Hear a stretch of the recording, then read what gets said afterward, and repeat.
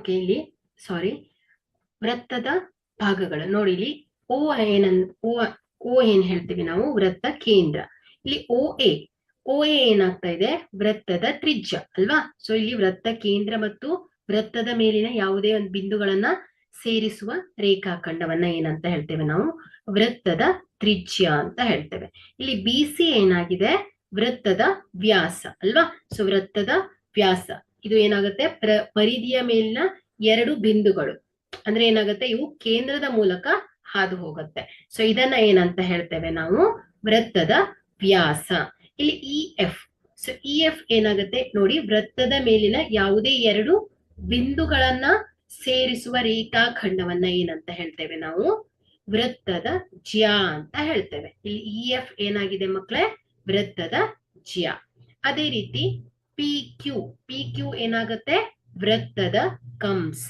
So ವೃತ್ತದ ಪರಿಧಿಯ ಒಂದು ಭಾಗವನ್ನ ಏನಂತ ಹೇಳ್ತೇವೆ ನಾವು, ವೃತ್ತದ ಕಂಸ. ಇಲ್ಲಿ ವೃತ್ತ ಆವರಿಸಿದ ಭಾಗ ಇದೆಯಲ್ವಾ, ಈ ವೃತ್ತ ಆವರಿಸಿರುವ ಭಾಗ ಅಥವಾ ಈ ವಕ್ರ ರೇಖೆಯನ್ನ ಏನಂತ ಹೇಳ್ತೇವೆ ನಾವು, ವೃತ್ತ ಪರಿಧಿ ಅಂತ ಹೇಳ್ತೇವೆ. ಹಾಗಾದ್ರೆ ಇಲ್ಲಿ ಈ ಒಂದು ವೃತ್ತ ಪರಿಧಿಯ ಒಂದು ಭಾಗವನ್ನ ಏನಂತ ಹೇಳ್ತೇವೆ ನಾವು, ವೃತ್ತ ಕಂಸ ಅಂತ ಹೇಳ್ತೇವೆ. ಸೊ ಈಗ ಈ ಒಂದು ಭಾಗಗಳನ್ನ ನೀವು ಈ ಒಂದು ವೃತ್ತಕ್ಕೆ ಸಂಬಂಧಿಸಿದ ಹಾಗೆ ತಿಳ್ಕೊಂಡ್ರಿ. ಅದೇ ರೀತಿ ಇಲ್ಲಿ ನೋಡಿ, ವೃತ್ತದ ತ್ರಿಜ್ಯಗಳನ್ನ ನೋಡಿದ್ರಿ ಈಗಾಗ್ಲೇ. ಏನ್ ಹೇಳುತ್ತೆ, ವೃತ್ತ ಕೇಂದ್ರದಿಂದ ವೃತ್ತದ ಪರಿಧಿಯ ಮೇಲಿನ ಬಿಂದುಗಳನ್ನ ಸೇರಿಸು ಹೇಳ್ತೀವಿ ನಾವು ತ್ರಿಜ್ಯ, ರೇಡಿಯಸ್ ಆರ್ ಅನ್ನುವ ಅಕ್ಷರದಿಂದ ಡಿನೋಟ್ ಮಾಡ್ತೇವೆ. ಹಾಗಾದ್ರೆ ಇಲ್ಲಿ ಈ ಒಂದು ವೃತ್ತದಲ್ಲಿ, ಇಲ್ಲಿ ವೃತ್ತವನ್ನ ಗಮನಿಸ್ತಾ ಇದ್ದೀರಲ್ವಾ.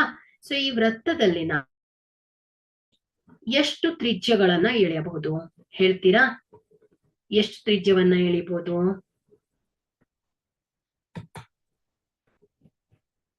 ವೃತ್ತದ ಮೇಲೆ ಎಷ್ಟು ತ್ರಿಜ್ಯಗಳನ್ನ ಎಳೆಯಬಹುದು ನೋಡಿ. ಇಲ್ಲಿ ವೃತ್ತ ಕೇಂದ್ರ ಓ, ನೋಡಿ ಇಲ್ಲಿ ವೃತ್ತದ ಕೇಂದ್ರದಿಂದ ಸ್ಥಿರ ಬಿಂದುವಿನಿಂದ ವೃತ್ತದ ಮೇಲಿನ ಯಾವುದಾದರೂ ಒಂದು ಬಿಂದು, ಸೊ ಇದು ತ್ರಿಜ್ಯ.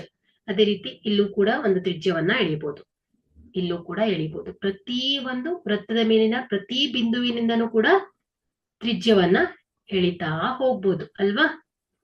ಹಾಗಾದ್ರೆ ಏನ್ ಹೇಳ್ಬೋದು ನಾವಿಲ್ಲಿ, ವೃತ್ತದಲ್ಲಿ ಎಳೆಯಬಹುದಾದ ತ್ರಿಜ್ಯಗಳ ಸಂಖ್ಯೆ ಹೇಳ್ತೀರಾ? ಹೇಳಿ ಯಾರಾದ್ರೂ. ವೃತ್ತದ ಸ್ಥಿರ ಬಿಂದುವಿನಿಂದ ವೃತ್ತ ಕೇಂದ್ರದ ಮೇಲೆ ಎಳೆಯುವ ಇವುಗಳ ನಡುವಿನ ಅಂತರವನ್ನ ಏನಂತ ಹೇಳ್ತೇವೆ ನಾವು, ತ್ರಿಜ್ಯ ಅಂತ ಹೇಳ್ತೇವೆ. ಹಾಗಾದ್ರೆ ಇಲ್ಲಿ ಈ ಒಂದು ವೃತ್ತದಲ್ಲಿ ಎಷ್ಟು ತ್ರಿಜ್ಯಗಳನ್ನ ಎಳೆಯಬಹುದು?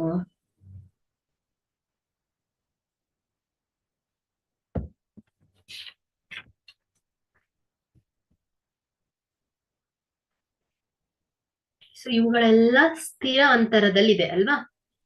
ವೃತ್ತ ಸ್ಥಿರ ಬಿಂದುವಿನಿಂದ ಸ್ಥಿರ ಅಂತರದಲ್ಲಿರುವ ಬಿಂದುಗಳ ಸಮೂಹಗಳನ್ನ ಏನಂತ ಹೇಳಿದ್ವಿ ನಾವು, ವೃತ್ತ ಅಂತ ಹೇಳಿದ್ವಿ. ಹಾಗಾದ್ರೆ ಇಲ್ಲಿ ಈ ಒಂದು ಓ ವೃತ್ತದ ಕೇಂದ್ರದಿಂದ ವೃತ್ತದ ಪರಿಧಿಯ ಮೇಲಿನ ಎಲ್ಲಾ ಬಿಂದುಗಳು ಸ್ಥಿರ ಅಂತರದಲ್ಲಿದೆ. ಇವುಗಳನ್ನ ಏನಂತ ಹೇಳಿದ್ವಿ ನಾವು, ತ್ರಿಜ್ಯ ಅಂತ ಹೇಳಿದ್ವಿ. ಹಾಗಾದ್ರೆ ಎಷ್ಟು ತ್ರಿಜ್ಯಗಳನ್ನ ಎಳಿಬಹುದು ಹೇಳ್ತೀರಾ? ಎನಿವನ್ ಗೆಸ್ ಮಾಡ್ತೀರಾ? ಸೊ ವೃತ್ತದಲ್ಲಿ ಎಳೆಯಬಹುದಾದ ತ್ರಿಜ್ಯಗಳು ಎಷ್ಟು? ಅಪರಿಮಿತ ಅಲ್ವಾ. ಸೊ ಅಪರಿಮಿತ ಸಂಖ್ಯೆಯ ತ್ರಿಜ್ಯಗಳನ್ನ ಎಳಿಬಹುದು. ಹಾಗಾದ್ರೆ ಏನ್ ಹೇಳ್ಬೋದು ನಾವಿಲ್ಲಿ, ಅಪರಿಮಿತ ತ್ರಿಜ್ಯಗಳನ್ನ ಎಳೆಯಬಹುದು.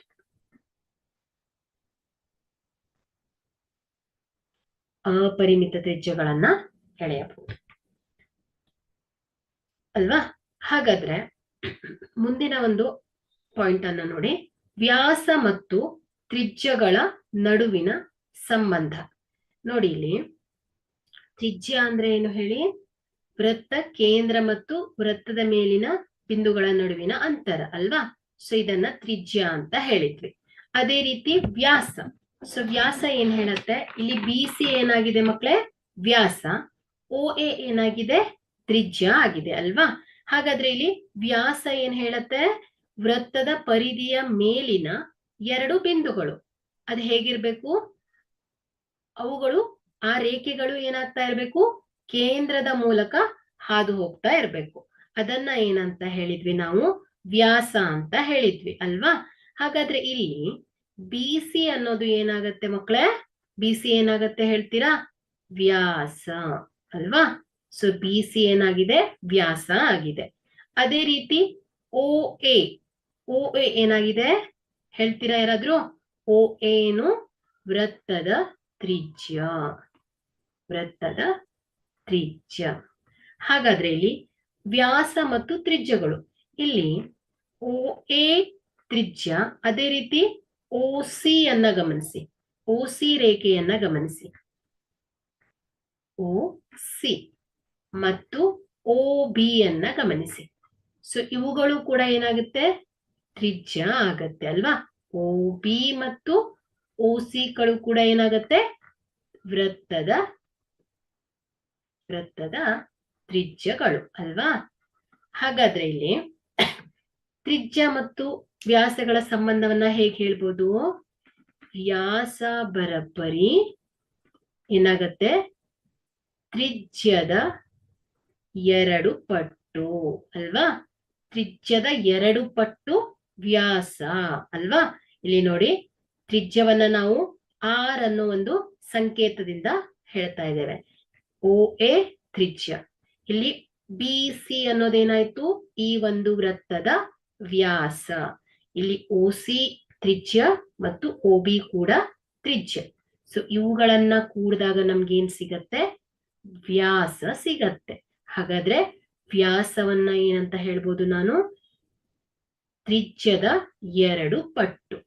ಸೊ ಇದನ್ನ ನಾನು ಡಿ, ವ್ಯಾಸವನ್ನ ಡಿ ಅನ್ನೋ ಸಂಕೇತದಿಂದ ಹೆಸರಿಸಿದ್ರೆ ಬರಬ್ಬರಿ ಏನಾಗತ್ತೆ, ತ್ರಿಜ್ಯದ 2 ಪಟ್ಟು ಅಂತ ಬರಿಬಹುದು. ಅದೇ ಆರ್ ಬರಬ್ಬರಿ ಏನಾಗತ್ತೆ, ಡಿ ಭಾಗಿಲೆ 2 ಅಲ್ವಾ. ಸೊ ತ್ರಿಜ್ಯ ಏನಾಗತ್ತೆ, ವ್ಯಾಸದ ಅರ್ಧದಷ್ಟು ಇರುತ್ತೆ. ನೋಡಿ, ಓ ಎ ತ್ರಿಜ್ಯ 4 ಸೆಂಟಿಮೀಟರ್ ಇದ್ದರೆ ಬಿ ಸಿ ವ್ಯಾಸ ಏನಾಗಿರುತ್ತೆ, ಈ ತ್ರಿಜ್ಯದ 2 ಪಟ್ಟು ಇರುತ್ತೆ ಅಲ್ವಾ. ಹಾಗಾದ್ರೆ ಇಲ್ಲಿ ಬಿ ಸಿ ವ್ಯಾಸ ಎಷ್ಟಿರುತ್ತೆ, 4 + 4 ಸೆಂಟಿಮೀಟರ್. ಹಾಗಾದ್ರೆ ಇಲ್ಲಿ ಈ ಒಂದು ವೃತ್ತದ ವ್ಯಾಸ ಎಷ್ಟಾಗತ್ತೆ, 8 ಸೆಂಟಿಮೀಟರ್ ಆಗತ್ತೆ. ಹಾಗಾದ್ರೆ ಇಲ್ಲಿ ಈ ಒಂದು ವ್ಯಾಸ ಏನಾಗತ್ತೆ, ತ್ರಿಜ್ಯದ 2 ಪಟ್ಟು, ಅಥವಾ ತ್ರಿಜ್ಯ ಏನಾಗತ್ತೆ, ವ್ಯಾಸದ ಅರ್ಧದಷ್ಟು ಇರತ್ತೆ. ಸೊ ಇವುಗಳೇನಾಯ್ತು, ವ್ಯಾಸ ಮತ್ತು ತ್ರಿಜ್ಯಗಳ ನಡುವಿನ ಸಂಬಂಧ. ಓಕೆ, ಅರ್ಥ ಆಯ್ತಲ್ವಾ. ಈಗ ಮುಂದಿನ ಒಂದು ಪದಗಳನ್ನ ನೋಡೋಣ. ಲಘು ವೃತ್ತಖಂಡ, ಅರ್ಧ ವೃತ್ತಖಂಡ ಮತ್ತು ಅಧಿಕ ವೃತ್ತಖಂಡ ಅಲ್ವಾ. ಮೊದಲನೇದಾಗಿ ನಾವೇನ್ ಮಾಡೋಣ, ವೃತ್ತಖಂಡ ಅನ್ನೋದನ್ನ ತಿಳ್ಕೊಳ್ಳೋಣ. ವೃತ್ತಖಂಡ ನೋಡಿ, ಇಲ್ಲಿ ವೃತ್ತ ಅಂದ್ರೆ ಏನು ಅಂತ ಗೊತ್ತಾಗಿದೆ. ವೃತ್ತ ಖಂಡಗಳನ್ನ ತಿಳ್ಕೊಳ್ಳೋಣ.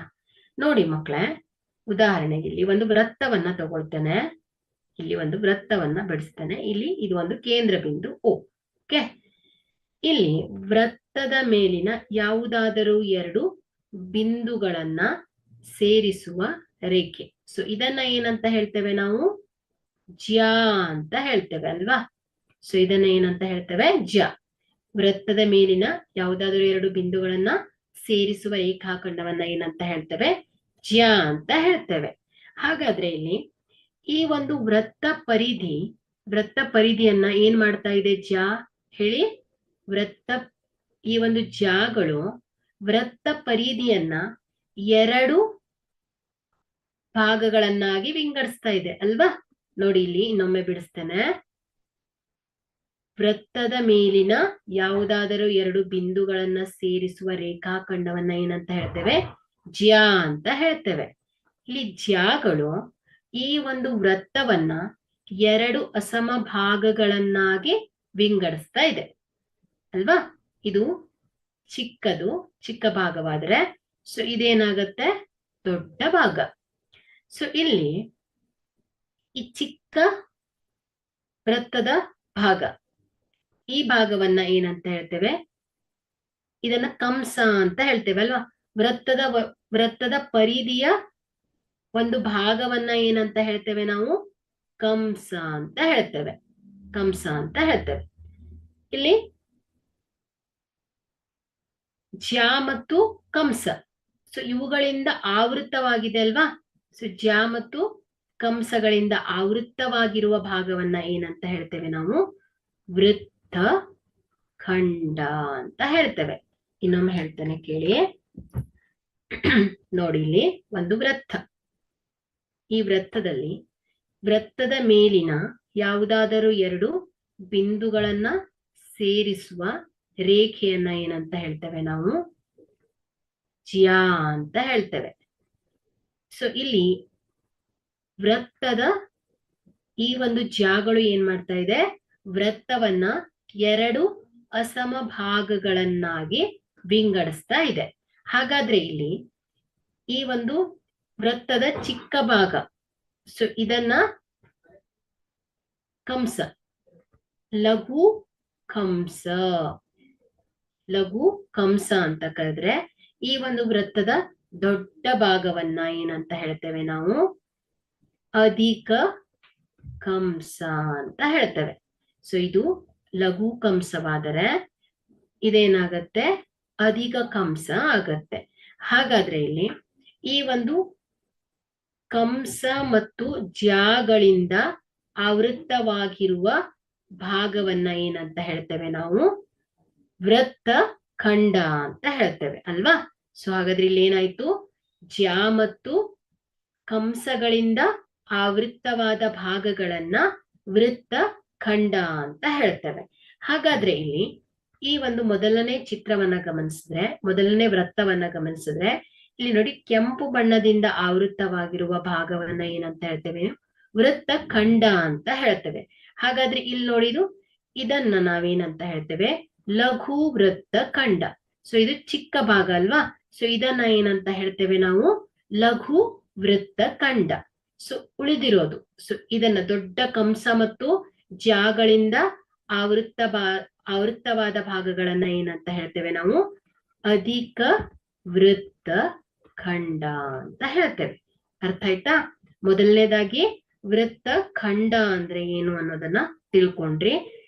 ಅದರಲ್ಲಿ ಅಧಿಕ ವೃತ್ತ ಖಂಡ ಅಂದ್ರೆ ಅಧಿಕ ಕಂಸ ಮತ್ತು ಜ್ಯಾಗಳಿಂದ ಆವೃತ್ತವಾದ ಭಾಗಗಳನ್ನ ಅಧಿಕ ವೃತ್ತ ಖಂಡ ಎಂದು, ಚಿಕ್ಕ ಕಂಸ ಮತ್ತು ಲಘು ಕಂಸ ಮತ್ತು ಜ್ಯಾಗಳಿಂದ ಆವೃತ್ತವಾದ ಭಾಗವನ್ನ ಏನಂತ ಹೇಳ್ತೇವೆ ನಾವು, ಲಘು ವೃತ್ತ ಖಂಡ ಅಂತ ಕರಿತೇವೆ. ಈ ಎರಡನೇ ವೃತ್ತವನ್ನ ಗಮನಿಸಿ. ಸೊ ಇಲ್ಲಿ ಈ ಜ್ಯಾ ಇದೆ ಅಲ್ವಾ. ಸೊ ಇಲ್ಲಿರೋ ಜ್ಯಾ ಏನಾಗ್ತಾ ಇದೆ, ಕೇಂದ್ರದ ಮೂಲಕ ಹಾದು ಹೋಗ್ತಾ ಇದೆ. ಹಾಗಾದ್ರೆ ಇಲ್ಲಿ ಯಾವಾಗ ಜ್ಯಾಗಳು ಕೇಂದ್ರದ ಮೂಲಕ ಹಾದು ಹೋಗುತ್ತೋ ಆಗ ವೃತ್ತಗಳನ್ನ ಇವತ್ತು ಜ್ಯಾ ಮತ್ತು ಕಂಸಗಳು ಸಮಾನವಾಗಿ ಅರ್ಧ ಭಾಗಗಳನ್ನಾಗಿ ವಿಭಾಗಿಸುತ್ತದೆ. ಅರ್ಥ ಆಯ್ತಾ. ಇಲ್ಲಿ ಏನಾಗತ್ತೆ ಹೇಳಿ, ಈ ಕಂಸ, ಈ ಜ್ಯಾ ಇದೆ ಅಲ್ವಾ, ಜ್ಯಾ ಕೇಂದ್ರದ ಮೂಲಕ ಹಾದು ಹೋದ್ರೆ ಏನಾಗತ್ತೆ, ಈ ವೃತ್ತಗಳನ್ನ ಸಮಾನವಾಗಿ ಅರ್ಧ ಭಾಗಗಳನ್ನಾಗಿ ವಿಭಾಗಿಸುತ್ತದೆ. ಸೊ ಇಲ್ಲಿ ಈ ಒಂದು ಬಣ್ಣಗಳಿಂದ ಆವೃತ್ತವಾದ ಭಾಗವನ್ನ ಮತ್ತು ಉಳಿದಿರುವ ಭಾಗವನ್ನ ಗಮನಿಸಿ, ಎರಡೂ ಕೂಡ ಏನಾಗಿದೆ, ಸಮಾನವಾಗಿ ವಿಭಾಗಿಸಿದೆ. ಹಾಗಾದ್ರೆ ಇದನ್ನ ಏನಂತ ಹೇಳ್ತೇವೆ ನಾವು, ಅರ್ಧ ವೃತ್ತ ಖಂಡ ಅಂತ ಹೇಳ್ತೇವೆ. ಓಕೆನಾ. ಸೊ ಇದನ್ನ ಏನಂತ ಹೇಳ್ತೇವೆ, ಅರ್ಧ ವೃತ್ತ ಖಂಡ. ಸೊ ಇಲ್ಲಿ ನಿಮ್ಗೀಗ ಲಘು ವೃತ್ತ ಖಂಡ, ಅಧಿಕ ವೃತ್ತ ಖಂಡ ಮತ್ತು ಅರ್ಧ ವೃತ್ತ ಖಂಡಗಳು ಗೊತ್ತಾಯ್ತು.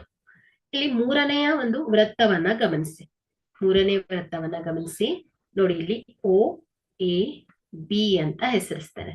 ಇಲ್ಲಿ ಓ ಎ ಮತ್ತು ಓ ಬಿ, ಈ ರೇಖೆಯನ್ನ ನೋಡಿ, ಓ ಎ ಮತ್ತು ಓ ಬಿ. ಸೊ ಇವುಗಳು ಏನಾಗತ್ತೆ ಹೇಳಿ, ಈ ಒಂದು ವೃತ್ತದ ತ್ರಿಜ್ಯಗಳು ಅಲ್ವಾ. ಸೊ ಇದೇನಾಗತ್ತೆ, ವೃತ್ತದ ತ್ರಿಜ್ಯಗಳು. ಇಲ್ಲಿ ಎ ಬಿ, ಈ ವೃತ್ತದ ಮೇಲಿನ ಒಂದು ಚಿಕ್ಕ ಭಾಗ. ಸೊ ಇದೇನ್ ಹೇಳಿ, ಕಂಸ. ಸೊ ಇದೇನಾಗತ್ತೆ, ಕಂಸ. ಹಾಗಾದ್ರೆ ಇಲ್ಲಿ ಬಣ್ಣಗಳಿಂದ ಆವೃತವಾಗಿರುವ ಭಾಗವನ್ನ ಗಮನಿಸಿ. ಇದನ್ನ ಏನ್ ಹೇಳ್ಬೋದು ನಾವು, ತ್ರಿಜ್ಯಾಂತರ ಖಂಡ. ಇದನ್ನ ತ್ರಿಜ್ಯಾಂತರ ಖಂಡ ಅಂತ ಹೇಳ್ತೇವೆ.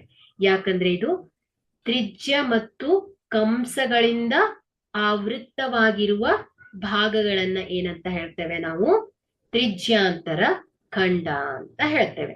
ಓಕೆ, ನಿಮ್ಗೆ ಈಗ ತ್ರಿಜ್ಯಾಂತರ ಖಂಡ ಅಂದ್ರೆ ಏನಂತ ಗೊತ್ತಾಯ್ತು.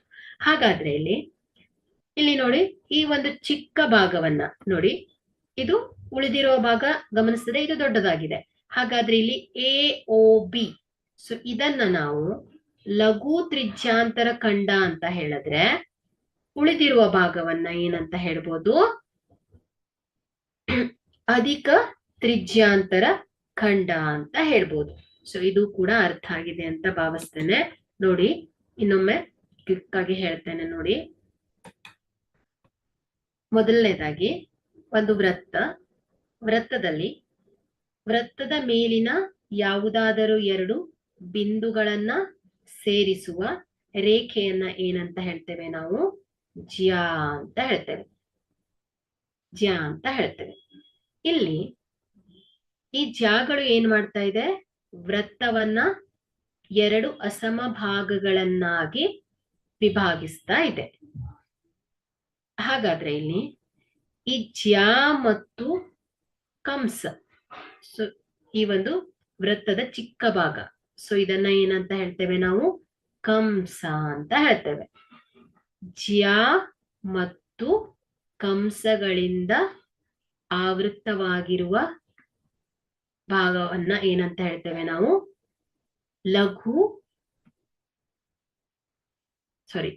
ಜ್ಯಾ ಮತ್ತು ಕಂಸಗಳಿಂದ ಆವೃತ್ತವಾಗಿರುವ ಭಾಗವನ್ನ ವೃತ್ತ ಖಂಡ ಅಂತ ಹೇಳ್ತೇವೆ. ಜ್ಯಾ ಮತ್ತು ಕಂಸಗಳಿಂದ ಆವೃತ್ತವಾಗಿರುವ ಭಾಗವನ್ನ ವೃತ್ತ ಖಂಡ ಅಂತ ಹೇಳ್ತೇವೆ. ಇಲ್ಲಿ ಚಿಕ್ಕ ಭಾಗ, ಸೊ ಇಲ್ಲಿ ಚಿಕ್ಕ ಭಾಗವನ್ನ ಏನಂತ ಹೇಳ್ತಾ ಇದ್ದೇವೆ ನಾವು, ಲಘು ವೃತ್ತ ಖಂಡ. ಲಘು ಅಂದ್ರೆ ಏನ್ ಹೇಳಿ, ಚಿಕ್ಕದು ಅನ್ನೋ ಅರ್ಥವನ್ನ ಕೊಡುತ್ತೆ.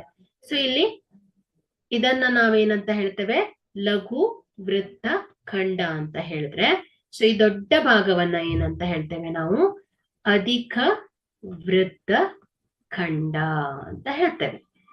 ಸೊ ಅದೇ ರೀತಿ ಎರಡನೇ ವೃತ್ತವನ್ನ ಗಮನಿಸಿ. ಇಲ್ಲಿ ಯಾವಾಗ ಈ ಜ್ಯಾಗಳು ಕೇಂದ್ರದ ಮೂಲಕ ಹಾದು ಹೋಗುತ್ತೋ, ಆಗ ಈ ಒಂದು ಜ್ಯಾಗಳು ವೃತ್ತವನ್ನ ಎರಡು ಸಮಾನ ಭಾಗಗಳನ್ನಾಗಿ ವಿಭಾಗಿಸುತ್ತದೆ. ಹಾಗಾದ್ರೆ ಇಲ್ಲಿ ಈ ಒಂದು ಬಣ್ಣದಿಂದ ಆವೃತವಾಗಿರುವ ಭಾಗ, ಸೊ ಇದೇನಾಗತ್ತೆ, ಅರ್ಧ ವೃತ್ತ ಖಂಡ. ಅರ್ಧ ವೃತ್ತ ಖಂಡ ಅಂತ ಕರಿತೇವೆ. ಓಕೆ, ಅದೇ ರೀತಿ ಮೂರನೇ ವೃತ್ತವನ್ನ ಗಮನಿಸಿ. ಸೊ ಇಲ್ಲಿ ಈ ಜಾಂಬಳಿ ಬಣ್ಣದಿಂದ ಆವೃತವಾಗಿರುವ ಭಾಗವನ್ನ ಗಮನಿಸಿದ್ರೆ, ಇಲ್ಲಿ ಇದನ್ನ ಓ ಮತ್ತು ಎ ಬಿ ಅಂತ ಗುರುತಿಸಿದ್ರೆ, ಓ ಎ ಮತ್ತು ಓ ಬಿಗಳು ಏನಾಗ್ತಾ ಇದೆ, ಈ ಒಂದು ವೃತ್ತದ ತ್ರಿಜ್ಯಗಳು. ಅದೇ ರೀತಿ ಇಲ್ಲಿ ಎ ಬಿಯ ವೃತ್ತದ ಪರಿಧಿಯ ಒಂದು ಸಣ್ಣ ಭಾಗವನ್ನ ಗಮನಿಸಿದ್ರೆ, ಇದು ಏನಾಗುತ್ತೆ, ವೃತ್ತದ ಕಂಸ. ಹಾಗಾದ್ರೆ ಇಲ್ಲಿ ಕಂಸ ಮತ್ತು ತ್ರಿಜ್ಯಗಳಿಂದ ಆವೃತ್ತವಾಗಿರುವ ಭಾಗಗಳನ್ನ ಏನಂತ ಹೇಳ್ತೇವೆ ನಾವು, ತ್ರಿಜ್ಯಾಂತರ ಖಂಡ. ಜ್ಯಾ ಮತ್ತು ಕಂಸಗಳಿಂದ ಆವೃತ್ತವಾಗಿರುವ ಭಾಗಗಳನ್ನ ವೃತ್ತಖಂಡ ಅಂತ ಹೇಳಿದ್ರೆ, ತ್ರಿಜ್ಯ ಮತ್ತು ಕಂಸಗಳಿಂದ ಆವೃತ್ತವಾದ ಭಾಗವನ್ನ ಏನಂತ ಹೇಳ್ತೇವೆ, ತ್ರಿಜ್ಯಾಂತರ ಖಂಡ ಅಂತ ಹೇಳ್ತೇವೆ. ಯಾಕೆ ಇಲ್ಲಿ ಒತ್ತಿ ಹೇಳ್ತಾ ಇದ್ದೇನೆ ಅಂದ್ರೆ, ಕೆಲವೊಂದು ಸಂದರ್ಭದಲ್ಲಿ ವೃತ್ತ ಖಂಡ, ತ್ರಿಜ್ಯಾಂತರ ಖಂಡ, ಸೊ ಇವುಗಳನ್ನ ಕನ್ಫ್ಯೂಸ್ ಆಗ್ತಾ ಇರುತ್ತೆ ನಿಮ್ಗೆ ಲೆಕ್ಕಗಳನ್ನ, ಸಮಸ್ಯೆಗಳನ್ನ ಬಿಡಿಸುವಾಗ. ಸೊ ಇವುಗಳು ತುಂಬಾ ಕನ್ಫ್ಯೂಸ್ ಮಾಡತ್ತೆ, ಅದಕ್ಕೋಸ್ಕರ ಸೊ ಆದಷ್ಟು ರಿಪೀಟ್ ಆಗಿ ಹೇಳ್ತಾ ಇದ್ದೇನೆ. ಓಕೆನಾ? ಸೊ ಇಲ್ಲಿ ನಿಮ್ಗೆ ತ್ರಿಜ್ಯಾಂತರ ಖಂಡ ಅಂದ್ರೆ ಏನು ಅಂತ ಕೂಡ ಗೊತ್ತಾಯ್ತು. ಸೊ ಈಗ ನೋಡಿ,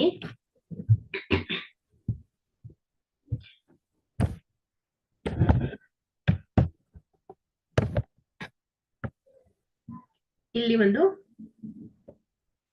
ಚಿತ್ರಗಳನ್ನ ಕಾಣ್ತಾ ಇದೆ ನಿಮ್ಗಲ್ವಾ?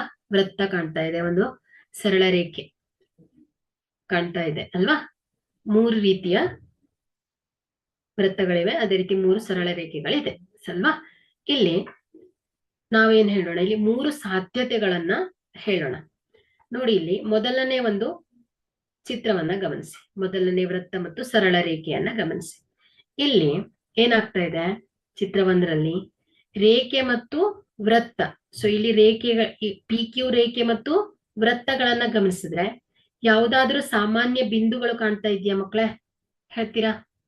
ವೃತ್ತ ಮತ್ತು ರೇಖೆ, ಪಿ ಕ್ಯೂ ರೇಖೆಯನ್ನ ಗಮನಿಸಿ, ಇಲ್ಲಿ ಯಾವುದಾದರೂ ಸಾಮಾನ್ಯ ಬಿಂದು ಇದೆಯಾ? ಸೊ ಇಲ್ಲ ಅಲ್ವಾ? ಹಾಗಾದ್ರೆ ನಾವಿಲ್ಲಿ ಈ ಒಂದು ವೃತ್ತಕ್ಕೆ ಸಂಬಂಧಿಸಿದಾಗೆ ಪಿ ಕ್ಯೂ ಅನ್ನ ಏನಂತ ಹೇಳ್ಬೋದು? ನೋಡಿ, ಇಲ್ಲಿ ಪಿ ಕ್ಯೂ ಮತ್ತು ವೃತ್ತ, ಸೊ ಇವುಗಳ ಎರಡನ್ನ ಗಮನಿಸಿದ್ರೆ ಈ ಎರಡು ಪಿ ಕ್ಯೂ ಮತ್ತು ವೃತ್ತಕ್ಕೆ ಯಾವುದೇ ರೀತಿಯ ಸಾಮಾನ್ಯ ಬಿಂದುಗಳಿಲ್ಲ. ಹಾಗಾದ್ರೆ ನಾವಿಲ್ಲಿ ಈ ಒಂದು ವೃತ್ತಕ್ಕೆ ಸಂಬಂಧಿಸಿದಂತೆ ಪಿ ಕ್ಯೂ ಅನ್ನ ಏನಂತ ಹೇಳ್ಬೋದು? ಪಿ ಕ್ಯೂ ಅನ್ನ ಛೇದಕವಲ್ಲದ ರೇಖೆ ಅಂತ ಕರಿತೇವೆ ಅಲ್ವಾ? ಸೊ ಹಾಗಾದ್ರೆ ಇಲ್ಲಿ ಪಿ ಕ್ಯೂ ಏನಾಗಿದೆ? ಛೇದಕ. ಈ ಒಂದು ಚಿತ್ರ 1ರಲ್ಲಿ ಪಿ ಕ್ಯೂ ಏನಾಗಿದೆ? ಪಿ ಕ್ಯೂ ಅನ್ನ ಛೇದಕವಲ್ಲದ ರೇಖೆ, ಛೇದಕವಲ್ಲದ ರೇಖೆ ಅಂತ ಹೇಳ್ಬೋದು, ಛೇದಕವಲ್ಲದ ರೇಖೆ ಅಂತ ಹೇಳ್ಬೋದು. ಹಾಗಾದ್ರೆ ಎರಡನೇ ಚಿತ್ರವನ್ನ ಗಮನಿಸಿ, ಎರಡನೇ ಚಿತ್ರವನ್ನ ಗಮನಿಸಿ. ಇಲ್ಲಿ ಏನಾಗ್ತಾ ಇದೆ? ರೇಖೆ ಮತ್ತು ಒಂದು ವೃತ್ತಕ್ಕೆ ಏನಾಗ್ತಾ ಇದೆ?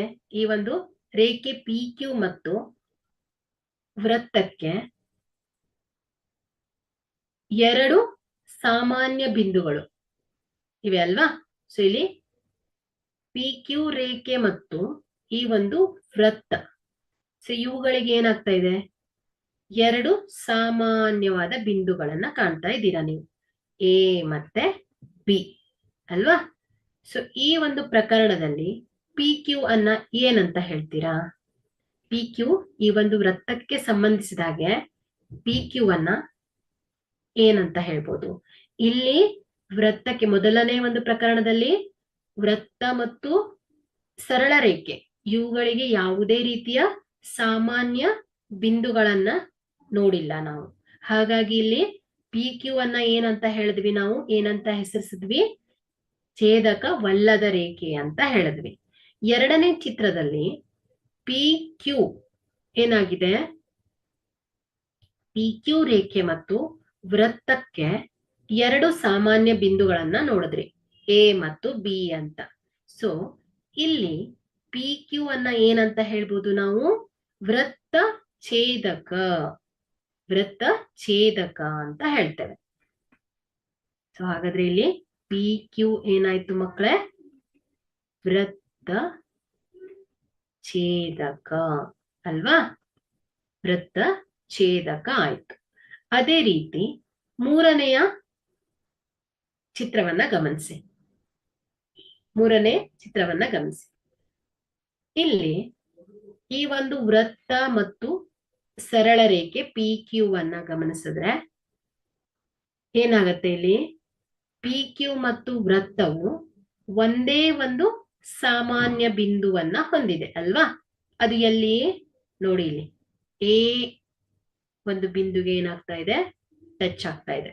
ಕೇವಲ ಈ ಒಂದು ಸರಳ ರೇಖೆ ಮತ್ತು ವೃತ್ತ, ಸೊ ಇವುಗಳಿಗೆ ಕೇವಲ ಒಂದೇ ಒಂದು ಸಾಮಾನ್ಯ ಬಿಂದುಗಳನ್ನ ಹೊಂದಿದೆ. ಹಾಗಾದ್ರೆ ಇಲ್ಲಿ ಪಿ ಕ್ಯೂ ಅನ್ನ ಈ ವೃತ್ತಕ್ಕೆ ಸಂಬಂಧಿಸಿದಾಗೆ ಏನಂತ ಹೇಳ್ಬೋದು?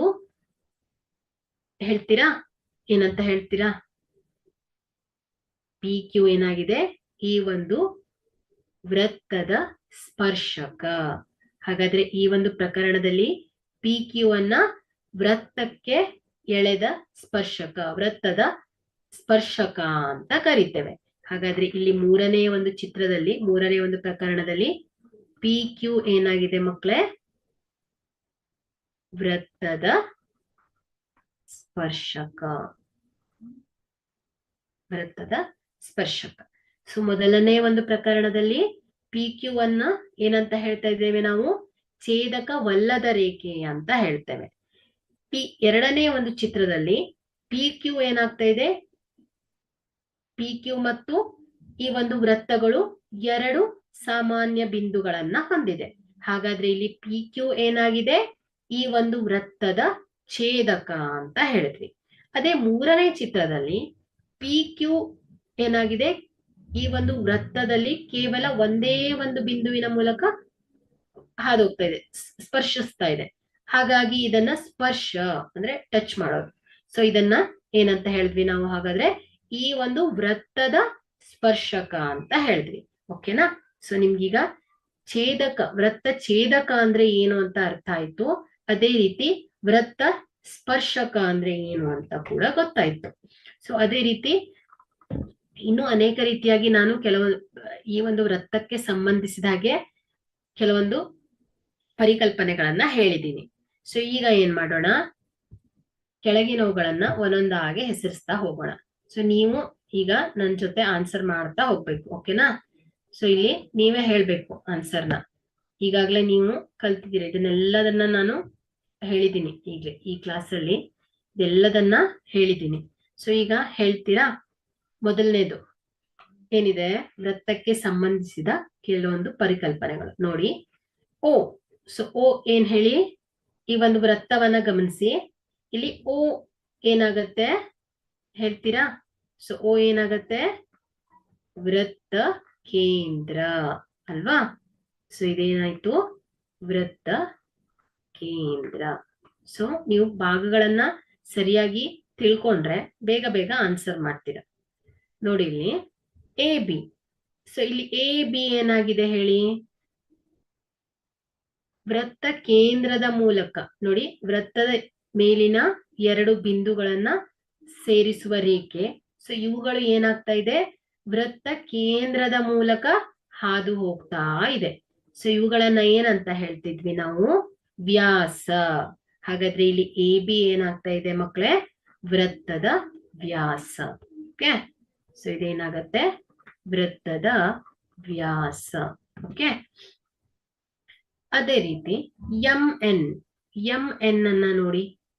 M N. ಸೊ ಇಲ್ಲಿ ಎಂ ಎನ್ ಏನ್ ಹೇಳತ್ತೆ ಹೇಳಿ? ಎಂ ಎನ್ ಈಗಾಗ್ಲೇ ಹೇಳಿದ್ದೀನಿ ನಾನು. ವೃತ್ತ ಮತ್ತು ಈ ಒಂದು ಸರಳ ರೇಖೆ. ಸೊ ಇವುಗಳನ್ನ ನೋಡಿದ್ರೆ ಈ ಒಂದು ಸರಳ ರೇಖೆ ವೃತ್ತದ ಮೇಲೆ ಎರಡು ಬಿಂದುಗಳ ಮೂಲಕ ಏನಾಗ್ತಾ ಇದೆ? ಹಾದು ಹೋಗ್ತಾ ಇದೆ ಅಲ್ವಾ? ಹಾಗಾದ್ರೆ ಇಲ್ಲಿ ಎಂ ಎನ್ ಅನ್ನ ಏನಂತ ಹೇಳ್ಬೋದು ನಾವು? ಹೇಳ್ತೀರಾ? ಎಂ ಎನ್ ಅನ್ನ ಏನಂತ ಹೇಳ್ತೀರಾ? ಸರಳ ರೇಖೆ ಎಂ ಎನ್ ವೃತ್ತದ ಮೂಲಕ ಹಾದು ಹೋಗ್ತಾ ಇದೆ. ಏನಾಗತ್ತೆ ಹೇಳಿ? ಛೇದಕ ರೇಖೆ ಅಲ್ವಾ? ಸೊ ಇದೇನಾಗತ್ತೆ? ವೃತ್ತ ಛೇದಕ. ಸೊ ಇಲ್ಲಿ ಏನಾಯ್ತು? ಎಂ ಎನ್ ಏನಾಯ್ತು ಹೇಳಿ? ವೃತ್ತ ಛೇದಕ.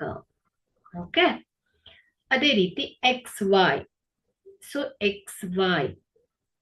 ಎಕ್ಸ್ ವೈ ಏನಾಗತ್ತೆ ಹೇಳಿ? ಒಂದು ಸರಳ ರೇಖೆ ಮತ್ತು ಎಕ್ಸ್ ವೈ. ಸೊ ಇವುಗಳು ಏನಾಗ್ತಾ ಇದೆ? ಒಂದು ಬಿಂದುವಿನ ಮೂಲಕ ಹಾದು ಹೋಗ್ತಾ ಇದೆ. ವೃತ್ತದ ಮೇಲಿನ ಕೇವಲ ಒಂದೇ ಒಂದು ಬಿಂದುವಿನ ಮೂಲಕ ಹಾದು ಹೋಗ್ತಾ ಇದೆ. ಸೊ ಇದನ್ನ ಏನಂತ ಹೇಳ್ತೀರಾ? ಎಕ್ಸ್ ವೈ ಏನಾಗುತ್ತೆ ಮಕ್ಕಳೇ? ವೃತ್ತ ಸ್ಪರ್ಶಕ ಅಲ್ವಾ? ಸೊ ಇದು ಏನಾಯ್ತು? ಎಕ್ಸ್ ವೈ ಏನ್ ಹೇಳ್ತೀವಿ ನಾವು? ವೃತ್ತದ ಸ್ಪರ್ಶಕ. ವೃತ್ತದ ಸ್ಪರ್ಶಕ. ಅದೇ ರೀತಿ ಇಲ್ಲಿ ಪಿ. ಪಿ ಐದನೇದನ್ನ ಒಬ್ಸರ್ವ್ ಮಾಡಿ. ಪಿ ಬಿಂದುವನ್ನ ನೋಡಿ. ಪಿ, ಇಲ್ಲಿ XY ಒಂದು ಸರಳ ರೇಖೆ ಪಿ ಬಿಂದುವಿನಲ್ಲಿ ಟಚ್ ಹಾಕೊಂಡು ಹೋಗ್ತಾ ಇದೆ ಅಲ್ವಾ. ಸೊ ಈ ಒಂದು ವೃತ್ತದಲ್ಲಿ ಪಿ ಬಿಂದುವಿನಲ್ಲಿ ಟಚ್ ಆಗ್ತಾ ಇದೆ ಇಲ್ಲಿ. ಹಾಗಾದ್ರೆ ಇಲ್ಲಿ ಪಿ ಬಿಂದುವನ್ನ XY ಅನ್ನ ಸ್ಪರ್ಶಕ ರೇಖೆ ಅಂತ ಹೇಳಿದ್ರೆ, ವೃತ್ತದ ಸ್ಪರ್ಶಕ ಅಂತ ಹೇಳಿದ್ರೆ, ಪಿ ಅಂದ್ರೆ ಏನ್ ಹೇಳ್ತೀರಾ? ಹೇಳ್ತೀರಾ ಯಾರಾದ್ರೂ? ಪಿ ಏನಾಗತ್ತೆ ಹಾಗಾದ್ರೆ? ಸ್ಪರ್ಶಕ ಬಿಂದು ಆಗತ್ತೆ. ಓಕೆ, ಹಾಗಾದ್ರೆ ಇಲ್ಲಿ ಪಿ ಏನಾಯ್ತು ಹೇಳ್ತೀರಾ? ಇದು ಒಂದು ಸ್ಪರ್ಶಕ ಬಿಂದು. ಓಕೆ, ಸೊ ಇದೇನಾಗತ್ತೆ? ಸ್ಪರ್ಶಕ ಬಿಂದು ಆಗತ್ತೆ. ಅದೇ ರೀತಿ ಸಿಡಿ, ಸೊ ಇಲ್ಲಿ ಸಿಡಿ ಏನ್ ಹೇಳಿದ್ವಿ? ವೃತ್ತದ ಪರಿಧಿಯ ಒಂದು ಭಾಗ ಅಲ್ವಾ. ಸೊ ಇಲ್ಲಿ ಈ ಒಂದು ವೃತ್ತದ ಪರಿಧಿಯ ಒಂದು ಭಾಗ ಏನಾಗತ್ತೆ ಹೇಳಿ? ವೃತ್ತ ಪರಿಧಿಯ ಭಾಗ ಕಂಸ ಅಲ್ವಾ. ಇದೇನಾಗತ್ತೆ? ವೃತ್ತದ ಕಂಸ. ಓಕೆ, ಕನ್ಫ್ಯೂಸ್ ಮಾಡ್ಕೊಳ್ಬೇಡಿ, ಪ್ರತಿಯೊಂದು ಭಾಗಗಳನ್ನ ಸರಿಯಾಗಿ ನೆನ್ಪಿಟ್ಕೊಳ್ಳಿ. ಓಕೆನಾ. ಸೊ ಇಲ್ಲಿ ಸಿಡಿ ಏನಾಗಿದೆ ಮಕ್ಕಳೇ? ವೃತ್ತದ ಕಂಸ ಆಗಿದೆ. ಅದೇ ರೀತಿ QOB ನೋಡಿ, QOB ಎಲ್ಲಿದೆ ನೋಡಿ? QOP ಅಲ್ವಾ. ಸೊ ಇಲ್ಲಿ ನೋಡಿ, ಗುಲಾಬಿ ಬಣ್ಣದಿಂದ ಆವೃತವಾಗಿದೆ ನೋಡಿ, ಗುಲಾಬಿ ಬಣ್ಣದಿಂದ ಆವೃತವಾಗಿದೆ ನೋಡಿ. ಇಲ್ಲಿ OQ ಮತ್ತೆ OB ಅನ್ನ ಗಮನಿಸಿ. OP ಮತ್ತು OQ ಏನ್ ಹೇಳಿ? ಈ ಒಂದು ವೃತ್ತದ ತ್ರಿಜ್ಯಗಳು ಅಲ್ವಾ. ಸೊ ಇಲ್ಲಿ OB ಏನಾಗಿದೆ ಮತ್ತು OQ ಏನಾಗಿದೆ? ವೃತ್ತದ ತ್ರಿಜ್ಯಗಳು. ವೃತ್ತದ ಸ್ಥಿರ ಬಿಂದುವಿನಿಂದ ವೃತ್ತದ ಮೇಲಿನ ಬಿಂದುಗಳ ನಡುವಿನ ಅಂತರ. ಸೊ ಇದನ್ನ ನಾವು ತ್ರಿಜ್ಯ ಅಂತ ಹೇಳಿದ್ವಿ. ಹಾಗಾದ್ರೆ ಇಲ್ಲಿ ತ್ರಿಜ್ಯ ಮತ್ತು BQ ಏನಾಗಿದೆ? ಇದು ಕಂಸ, ವೃತ್ತದ ಪರಿಧಿಯ ಮೇಲಿನ ಒಂದು ಭಾಗ. ಹಾಗಾದ್ರೆ ಇಲ್ಲಿ ಕಂಸ ಮತ್ತು ತ್ರಿಜ್ಯಗಳಿಂದ ಆವೃತ್ತವಾಗಿರುವ ಭಾಗವನ್ನ ಏನಂತ ಹೇಳ್ತೇವೆ ನಾವು? ತ್ರಿಜ್ಯಾಂತರ ಖಂಡ. ಹಾಗಾದ್ರೆ ಇಲ್ಲಿ QOB ಏನಾಯ್ತು ಹೇಳಿ? ತ್ರಿಜ್ಯಾಂತರ ಖಂಡ.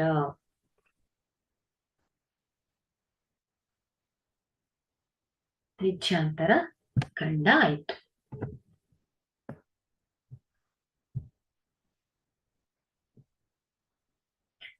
ಅದೇ ರೀತಿ SPT, ಅನ್ನು ಹಳದಿ ಬಣ್ಣದಿಂದ ಆವೃತವಾಗಿರುವ ಭಾಗವನ್ನ ಗಮನಿಸಿ.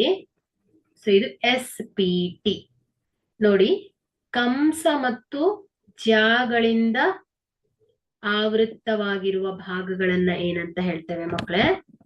ವೃತ್ತ ಖಂಡ ಅಂತ ಹೇಳ್ತೇವೆ. ಹಾಗಾದ್ರೆ ಇಲ್ಲಿ ಈ ಒಂದು ವೃತ್ತದಲ್ಲಿ ಹಳದಿ ಭಾಗಗಳಿಂದ ಆವೃತವಾಗಿರುವ ಗಮನಿಸಿ. ಅದೇ ರೀತಿ ನೀಲಿ ಬಣ್ಣದಿಂದ ಆವೃತವಾಗಿರೋದು. ಸೊ ಇಲ್ಲಿ ಇದು ಚಿಕ್ಕದಾಗಿದೆ ಅಲ್ವಾ. ಸೊ ಹಾಗಾದ್ರೆ ಇಲ್ಲಿ SPT, ಸೊ ಇದನ್ನ ಏನಂತ ಹೇಳ್ಬೋದು ನಾವು? ಲಘು ವೃತ್ತ ಖಂಡ. ಹಾಗಾದ್ರೆ ಇಲ್ಲಿ SPT ಏನಾಯ್ತು ಮಕ್ಕಳೇ? ಲಘು ವೃತ್ತ ಖಂಡ ಆಗಿದೆ. ಓಕೆ, ಅರ್ಥ ಆಯ್ತಲ್ವಾ? ವೃತ್ತ ಕೇಂದ್ರ ಅಂದ್ರೆ ಏನು? ವೃತ್ತದ ವ್ಯಾಸ. ಅದೇ ರೀತಿ ತ್ರಿಜ್ಯಗಳನ್ನ ಕಲ್ತ್ರಿ.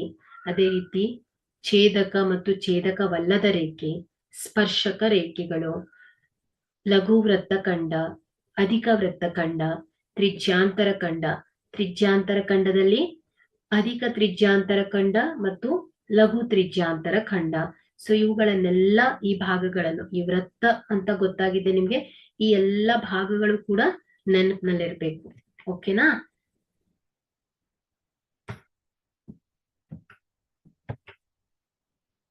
ಸರಿ. ಸೊ ಇವತ್ತಿನ ಕ್ಲಾಸಲ್ಲಿ ನಾವೇನ್ ಮಾಡ್ತೀವಿ? ಈ ಒಂದು ವೃತ್ತದ ಪರಿಕಲ್ಪನೆಗಳಲ್ಲಿ ವೃತ್ತ ಅಂದ್ರೆ ಏನು ಅಂತ ತಿಳ್ಕೊಂಡ್ವಿ. ಅದೇ ರೀತಿ ವೃತ್ತಕ್ಕೆ ಸಂಬಂಧಿಸಿದಂತ ಕೆಲವು ಪದಗಳನ್ನ ಅಭ್ಯಾಸ ಮಾಡಿದ್ವಿ. ಒಂದಿಷ್ಟು ಪದಗಳನ್ನ ನೀವು ಹಿಂದಿನ ತರಗತಿಯಲ್ಲಿ ಕಲ್ತಿದ್ರಿ. ಬಟ್ ಇದಕ್ಕೆ ಇನ್ನಷ್ಟು ಪದಗಳನ್ನ ನೀವು ಏನ್ ಮಾಡಿದ್ವಿ, ಈ ಒಂದು ವೃತ್ತಕ್ಕೆ ಸಂಬಂಧಿಸಿದ ಇನ್ನಷ್ಟು ಭಾಗಗಳನ್ನ ಏನ್ ಮಾಡಿದ್ವಿ, ಇವತ್ತಿನ ತರಗತಿಯಲ್ಲಿ ಕಲ್ತಿದ್ದೀರಾ. ಸೊ ನಾವೇನ್ ಮಾಡೋಣ, ನೆಕ್ಸ್ಟ್ ಕ್ಲಾಸ್ ಅಲ್ಲಿ ಇದಕ್ಕೆ ಸಂಬಂಧಿಸಿದಂತಹ ಕೆಲವೊಂದು ಪ್ರಮೇಯಗಳಿದೆ, ವೃತ್ತಗಳಿಗೆ ಸಂಬಂಧಿಸಿದಂತ ಪ್ರಮೇಯಗಳನ್ನ ಅಭ್ಯಾಸ ಮಾಡೋಣ. ಹಾಗೆ ಪ್ರಮೇಯಗಳನ್ನ ಅಭ್ಯಾಸ ಮಾಡಿದ ನಂತರ ಇವುಗಳಿಗೆ ರಿಲೇಟೆಡ್ ಆಗಿ ಕೆಲವೊಂದು ಸಮಸ್ಯೆಗಳು, ಅಭ್ಯಾಸ ಲೆಕ್ಕಗಳನ್ನ ಕೂಡ ಮುಂದಿನ ತರಗತಿಯಲ್ಲಿ ಬಿಡಿಸೋಣ. ಸೊ ನೀವು ಈಗ ಕಲ್ತಿದ್ದೀರಲ್ವಾ, ವೃತ್ತಗಳು ಮತ್ತೆ ಇದಕ್ಕೆ ಸಂಬಂಧಿಸಿದಂತ ಕೆಲವೊಂದು ಪದಗಳು, ಇವುಗಳ ಭಾಗಗಳನ್ನ ನೋಡಿದ್ವಿ ಅಲ್ವಾ. ಸೊ ಈ ಒಂದು ತರಗತಿಗೆ ಸಂಬಂಧಪಟ್ಟ ಹಾಗೆ ನಿಮ್ಗೆ ಏನಾದ್ರೂ ಡೌಟ್ಸ್ ಇದ್ರೆ ಕೇಳ್ಬೋದು. 5 minutes ಟೈಮ್ ಕೊಡ್ತೇನೆ.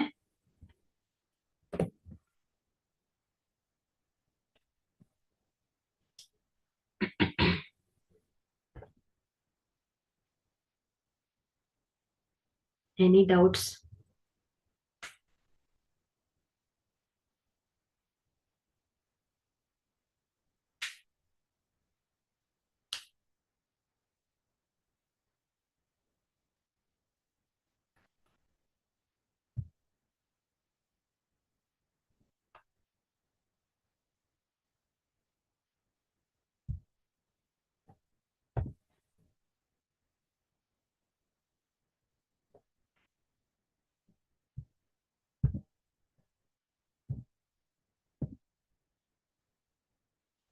Okay, end the class, continue in the next class. Okay, ಮುಂದಿನ ಉಳಿದಿರುವ ವೃತ್ತಗಳಿಗೆ ಸಂಬಂಧಿಸಿದಂತ ಪರಿಕಲ್ಪನೆಗಳನ್ನ ನಾವು ಮುಂದಿನ ತರಗತಿಯಲ್ಲಿ ನೋಡೋಣ.